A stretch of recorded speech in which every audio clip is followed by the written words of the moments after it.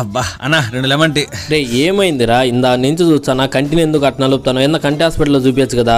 ఈ మధ్య సైట్ ఎక్కువ ఉండడం వల్ల లేజర్ సర్జరీ చేయించారా? కంటికి చేయించుకోవాల్సింది లేజర్ సర్జరీ కాదురా, ఐపీసీఎల్ సర్జరీ చేయించుకోవాలా. లేజర్ సర్జరీ అంటే మన కంట్లో ఉండే కార్నియాని ఒక ఫ్లాప్ లాగా ఓపెన్ చేసి సర్జరీ చేస్తారు. దానివల్ల మనకు కొద్ది రోజులకు డ్రై అయ్యి వచ్చి ఎక్ట్రేషియా, రిగ్రేషన్ లాంటి సైడ్ ఎఫెక్ట్స్ వస్తాయి. లేజర్ సర్జరీ తర్వాత కన్నుగుడ్డు ముందుకు సాగి లాసిక్ ఫ్లాప్, డిసోలేషన్ లాంటి ప్రాబ్లమ్స్ కూడా వస్తాయి. కంటికి చిన్న దెబ్బ తగిలినా కూడా ఆ ఫ్లాప్ ఇరిగిపోతుంది తెలుసా. అదే ఐపీసీఎల్ అనుకో, మన కంటిని ఏమాత్రం డిస్టర్బ్ చేయకుండా మన కంట్లో లెన్స్ పెడతారు. సర్జరీ కూడా 5 నిమిషాల్లో అయిపోద్ది. దీనివల్ల ఫ్యూచర్ లో ఎటువంటి ప్రాబ్లం రాదు.